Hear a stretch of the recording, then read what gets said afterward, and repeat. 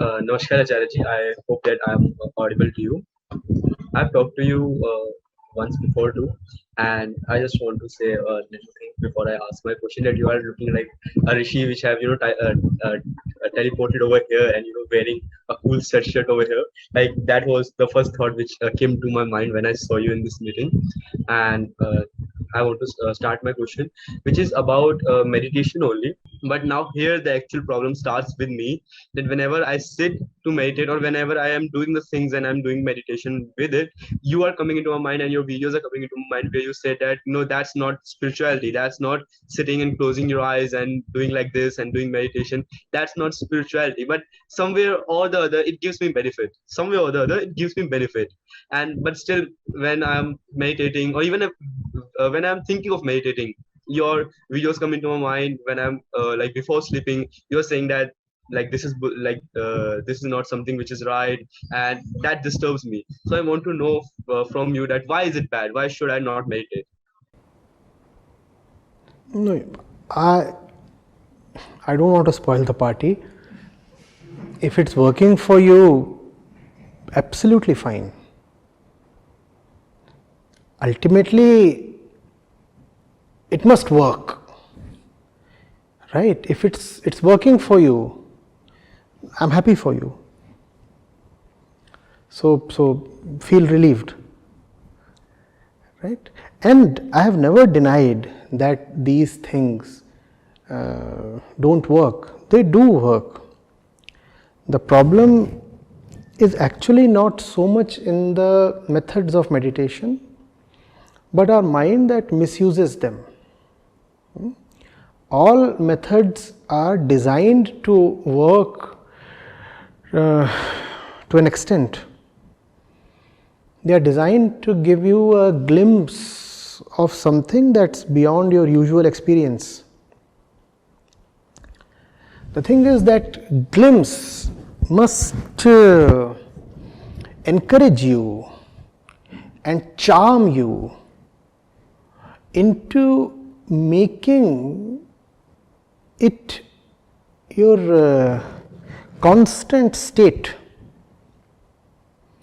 Instead, most people are just too satisfied with getting an occasional glimpse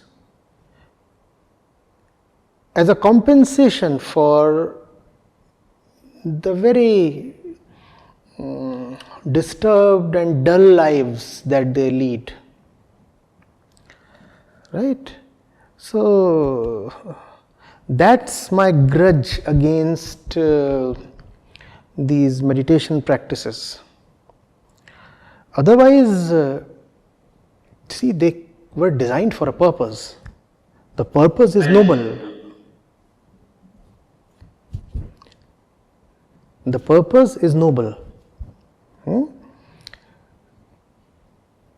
See, I have given this example earlier, I'll repeat.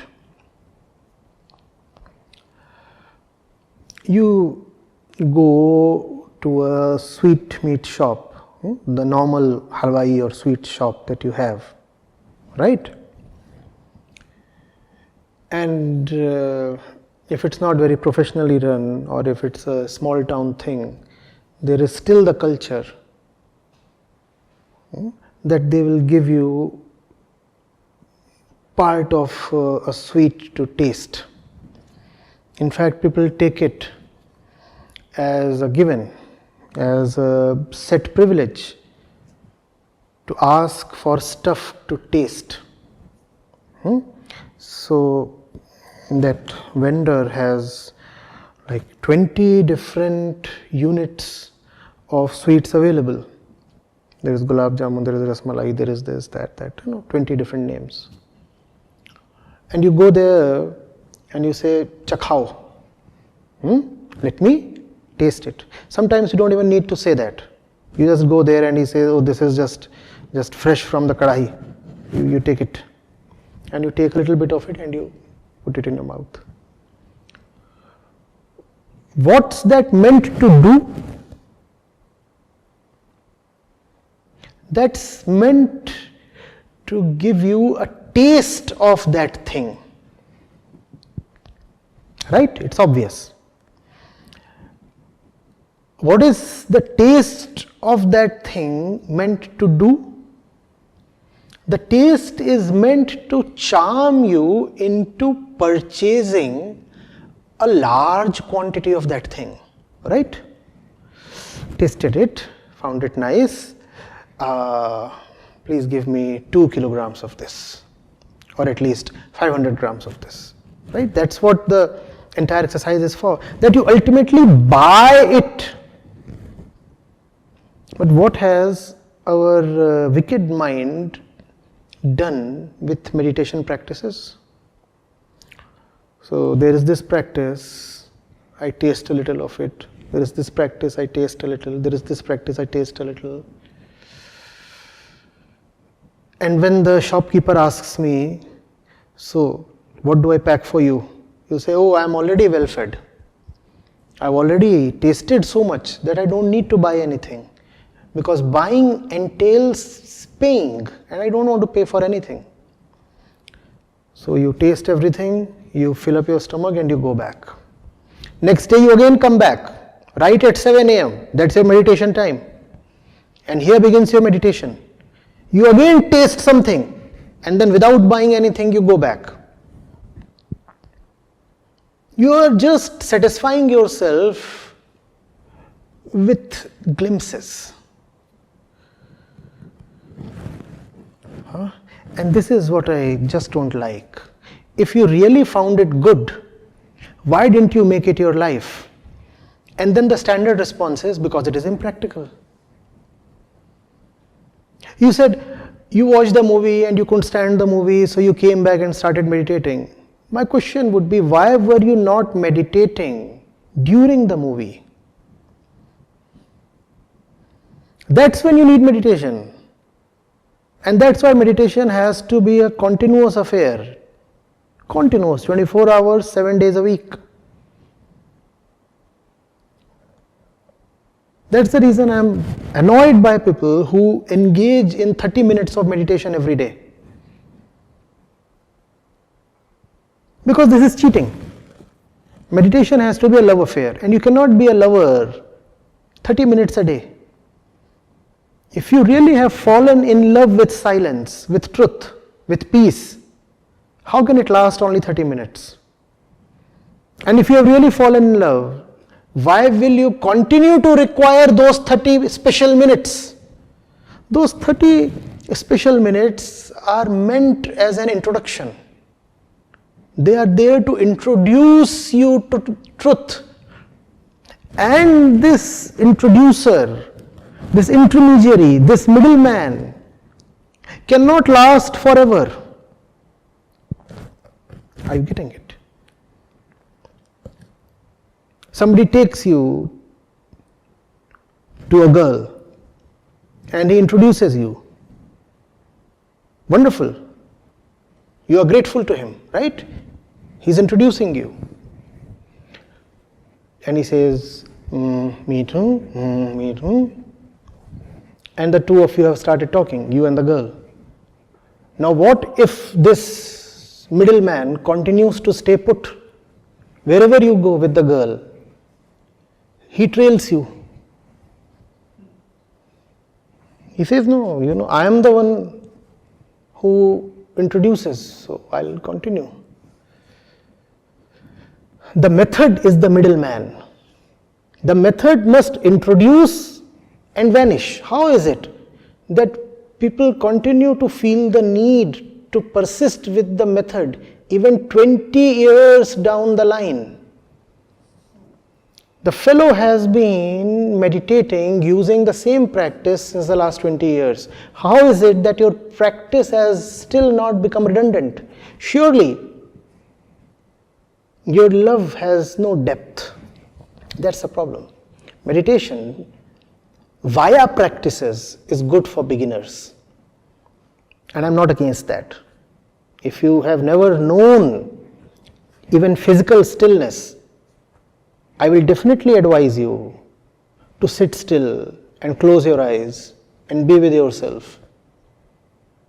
But I'll not want you to continue doing this even after 2 years.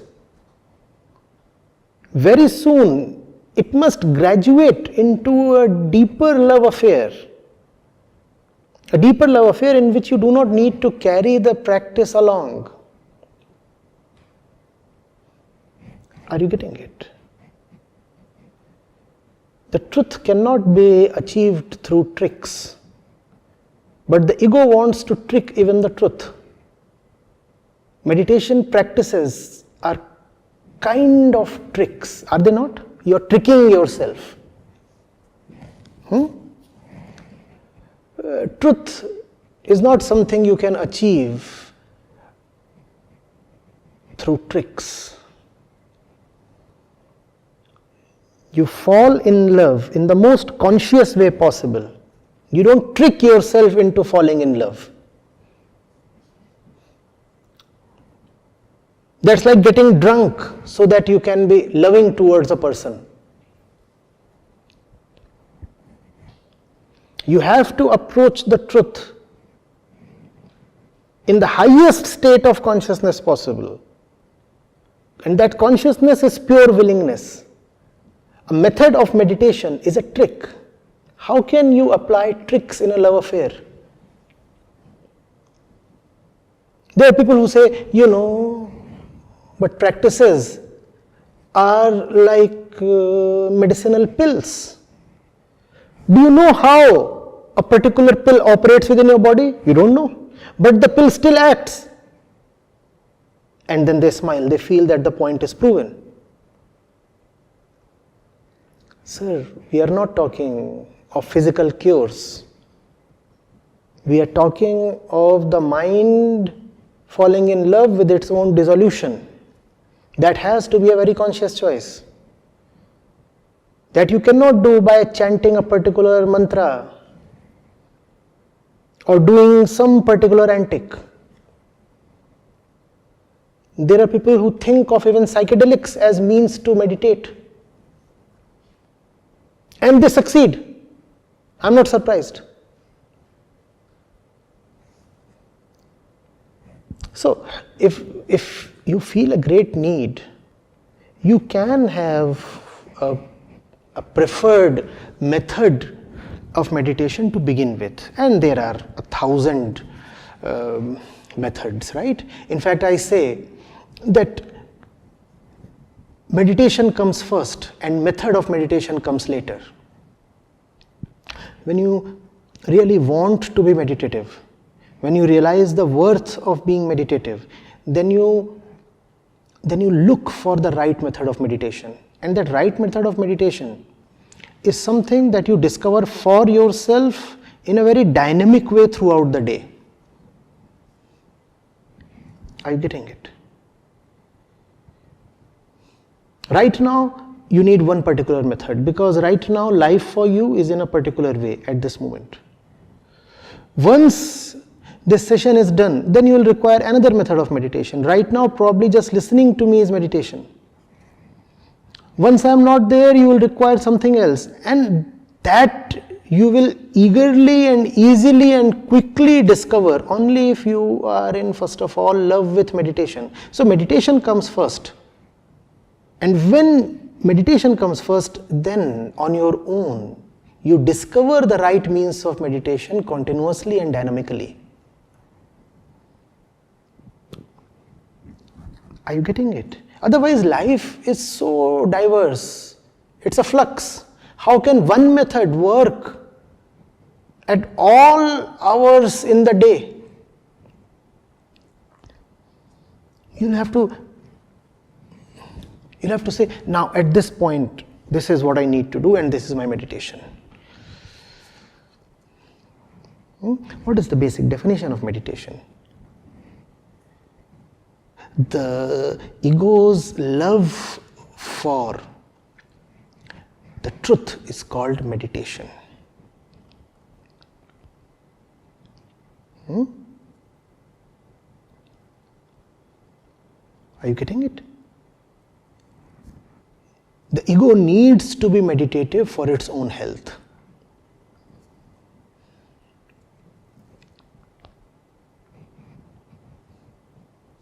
And that love has to be, we said, continuous. It is not one of the activities in the day. You cannot say, I do this, I do that, I also meditate. Meditation has to be the light that shines on everything that you do throughout the day. Just as there is the light of the sun, right? Irrespective of what you are doing, the sun is there and the light is there. Similarly, meditation has to be continuous irrespective of what you are doing. Listening to me, you are in meditation. You are driving, you are in meditation. You are playing, you are in meditation. Eating, you are meditating. Speaking, you are meditating. Listening, you are meditating. A point comes when even sleeping, you are meditating. But more of that later.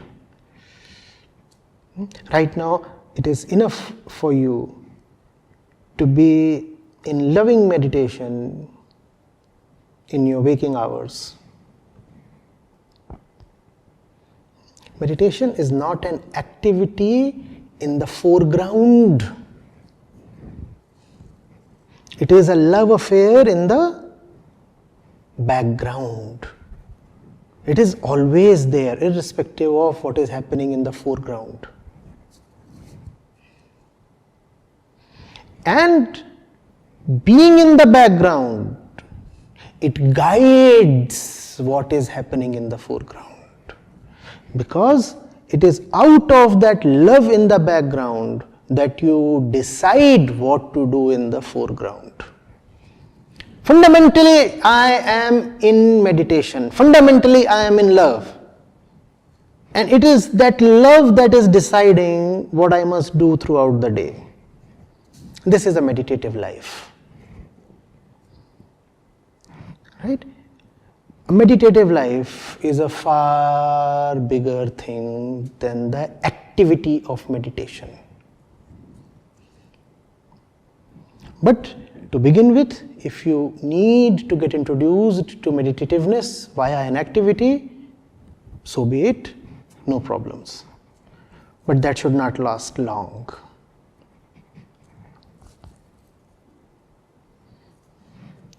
So I wanted to say that if I'm sitting in meditation, or if I decide to watch your videos on Upanishads, or if I decide to read Vivek Chudamani, and if I'm doing these things itself says that I want myself to be disillusioned in truth. I don't want to be here. Like even if I require meditation to do neti neti, as you says, that not this, not this. Even if meditation is bringing me to there, and if I'm not getting that sweet right now, so what's the harm of doing it? Doing it for even a year. If I'm not getting that taste of sweet, so just to take that sweet, I can do it till then. And as Osho used to say, that even if you get a small bit of peace in your meditation, remember it throughout the day. Celebrate it like hell, like you have got everything. Celebrate it like that, and you will stay in that space, and then slowly that will increase, and then you will not need those kind of things. And I have also read, like when I watched your videos, I got to know about Upanishads, I got to know about Advaita, I read Adi Shankaracharya, and I had everything. But the only thing which I was confused about, what should I do now? Okay, I know that, I know this too, but what should I do? Acharya ji have said that don't meditate. It's a false thing. It's just tantrums and showing off. That's what it is. Like what I used to think you said. So right now, if I say if I will meditate 1 hour using some other act, like as you said, there are thousands of ways to do it. If I meditate 1 hour, and while sitting, my main objective is to taste that thing which you said is the truth, is just to get one tiny piece of it, and I'm sitting with the intention of me getting disillusioned, and rest of the day I'm remembering it. Is it right? Is it right? Like Mahavir says, be like hosh mein raho, be in the present. And Buddha said, like, life is now, life is not in the future or not in the past, life is now, and now is the meditation. If I do this, is it correct? I just want to listen it from you. You are saying you get a glimpse of that thing for half an hour or 1 hour, and then the rest of the day you want to remember it. No, I'm not saying that. I'm saying that I will do meditation till the time I get the glimpse. And when I get the glimpse, I will stay with as you said, in the background. I will stay in the love with it, and then I will choose my works according to it, and I will stay in the love, and slowly that love will expand, and then I will not need any method. Like then I don't come to like this room is my actually meditation room. I do a lot of stuff here, but this is particularly my meditation room. So now I don't need to be here just for the meditation. I'm coming here, I can do other stuffs, but I'm in meditation. And as you said, that thing which is truth is always with me. That truth and that thing of being, that not being this body, not being this mind, not being the bhavna, not being the feeling. I'm already in that state. I can be in that state forever in my life. Like Swami Vivekananda used to stay, and you said that he had a akhand samadhi throughout the day. What exactly is the question? Can I do this or not? I can meditate 1 hour, then whatever I get, I can stay in love with it and stay in the present, like Mahavir and Buddha said, and I can keep repeating. Step by step. So you meditate for 1 hour, and in that 1 hour, you are free of your usual mental nonsense, let's say. Yeah, and I'm doing the neti, not this, and constantly being. So that 1 hour, you are relatively free of your usual mental noise, right? And that 1 hour is a special time when you are using a special trick against your mind. Now After when I, if I, as you said that I will get something to taste. you get up, right? And now you walk out of your room. Now. No, not like this. Like I sit, I do certain kind of things. Then I meditate. Then I, do that. Like for example, vipassana. I do what Buddha says. Do the vipassana, and then. Okay, don't keep dropping in names. Buddha, Shankaracharya, Swami Vivekananda. Talk about yourself. Okay, I sit. I meditate. You sit, you meditate, and you find that 1 hour was a pleasant experience, and that 1 hour is now over. Now I wake up, I choose, like as you said, choose your works according to your goal. Like if it is truth, then the work should not be false. The work should also be related to it. And In that 1 hour, there was proximity to the truth, right? In that 1 hour, there was proximity, closeness to the truth. kind of if I'm doing that thing again and again, that Just. Don't go this way and that way. Answer my question straight. In that 1 hour, there was closeness to the truth, right? Yes. That 1 hour is now over. Yeah. Now? And now I will stay in. I will try to stay in that state. I will try to stay in that meditation. Then why? How is that hour over now? Just the time period is over. My state is not over. If I got that thing. If your state is not over, even after the hour is over, why did you need that hour in the first place? If you can maintain, if you can maintain that state, even after that hour, what was the need of that hour? Because I'm practicing to do that. I'm not able to maintain it to the 100%. Exactly. So this means that the closeness to truth does not remain after that hour. It remains to a certain extent, but due to my weaknesses, it get lost, because I had to shout on someone.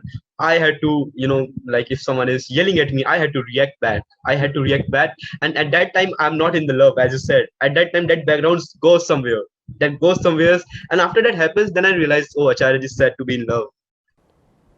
That's exactly what the entire world uses so-called meditation tricks for.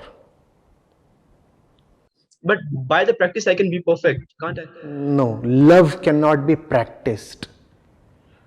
Love is a decision. It is not a practice. You do not practice love.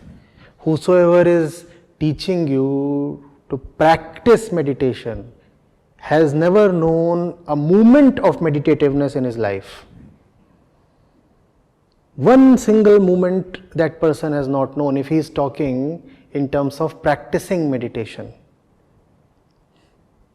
This is not something you can practice. This is something you just give yourself to. I have given myself up. There is a great difference. You can practice flying. But when you just jump off a cliff, that's giving yourself up. You don't practice that. Flying is something you can practice. In practice, there is the need for security. Right?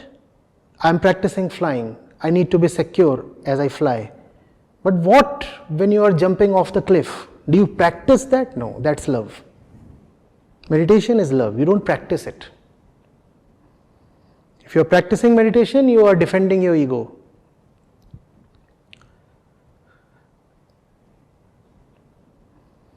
So what should I do then? Like that's like this is the state where I was before coming to here. Like Meditate so hard that you forget all about meditation. Meditate so hard that a point comes when you just don't feel like sitting to meditate. When meditation techniques feel like an insult. You are talking of something so immense. How can you approach it via something so small? It's a humiliation. Meditation tricks are a product of the mind, something very small. You must come to see that you cannot use this small thing to approach the immeasurable. You then forget to meditate. That's when you are truly meditative. What happened to your meditation time? I forgot. The day you forget is the day you are meditative.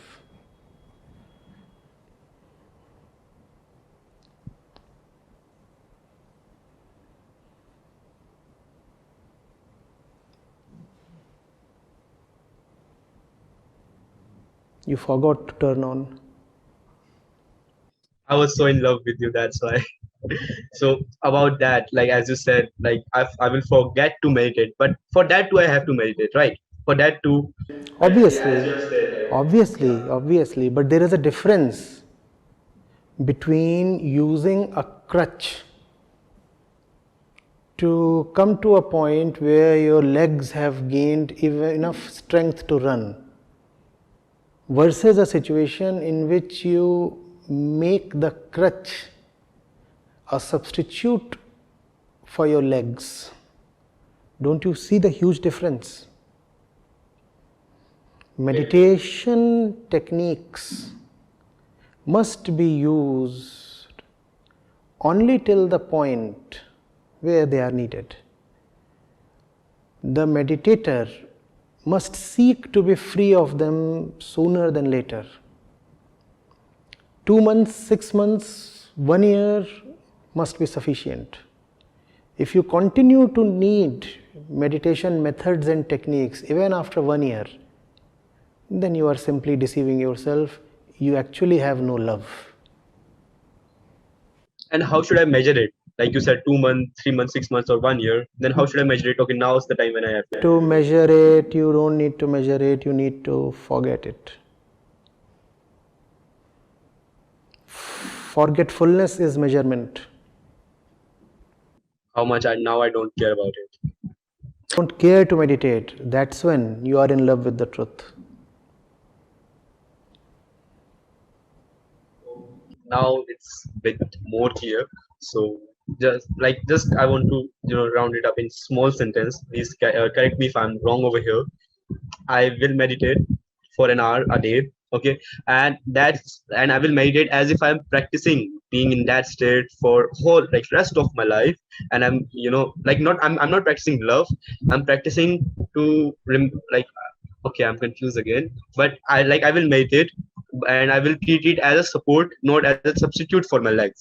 I will do that, and then the whole day I will stay in I will try to stay in that in that stage, and till then I forget to meditate. Till then I forget that I still have to come in that stage. You don't have to conspire to forget. That forgetfulness must be something on its own. We are not talking about ordinary forgetfulness. We are talking about such deep immersion in love that makes any technique very redundant. We are not talking of something worldly taking priority over meditation, and hence you forgetting to meditate. Such a situation is not what we are referring to.